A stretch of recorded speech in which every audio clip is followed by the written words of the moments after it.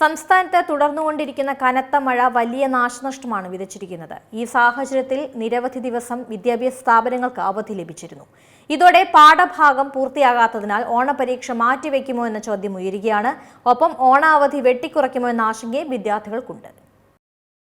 ഓണത്തിന് മുൻപെത്തിയ കനത്ത മഴ സംസ്ഥാനത്തൊന്നാകെ വലിയ നാശനഷ്ടമാണ് വിതച്ചിരിക്കുന്നത്. തെക്കൻ ജില്ലകളിൽ ദുരിതാശ്വാസ ക്യാമ്പുകൾ തുറക്കുകയും ധാരാളം വീടുകളിൽ വെള്ളം കയറുകയും ചെയ്ത സാഹചര്യമാണ് നിലവിലുള്ളത്. വീടുകളുടെ മുകളിലേക്ക് കുന്നിടിഞ്ഞ് വീണുണ്ടായ അപകടത്തിലും മറ്റ് അപകടങ്ങളിലുമായി നിരവധി പേരാണ് മരിച്ചത്.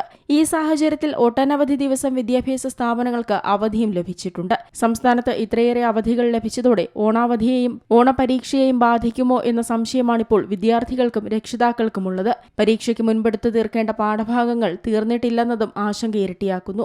ഓഗസ്റ്റ് 13 മുതലാണ് ഓണപരീക്ഷകൾ നടത്താൻ നിശ്ചയിച്ചിരിക്കുന്നത്. LP, UP, ഹൈസ്കൂൾ വിഭാഗം ക്ലാസുകളിലെ ഓണപരീക്ഷകൾ ഓഗസ്റ്റ് 13 മുതൽ നടത്തുമെന്ന് വിദ്യാഭ്യാസ വകുപ്പ് അറിയിച്ചിരുന്നു.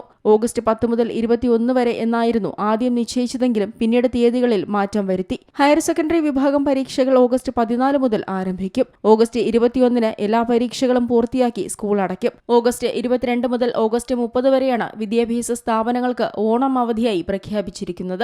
ഓഗസ്റ്റ് 21 വിദ്യാഭ്യാസ സ്ഥാപനങ്ങളിൽ ഓണാഘോഷ പരിപാടികൾ നടക്കുക. തുടർന്ന് ഓഗസ്റ്റ് 31 സ്കൂളുകൾ തുറന്ന് പ്രവർത്തിക്കുന്നതിനാൽ ഇത്തവണ 10 ദിവസം അവധിയില്ല. പകരം 9 ദിവസത്തെ അവധിയാണ് കിട്ടുക. 10 ദിവസം അവധിയില്ലാത്തത് വിദ്യാർത്ഥികളെ നിരാശരാക്കുന്നുണ്ട്.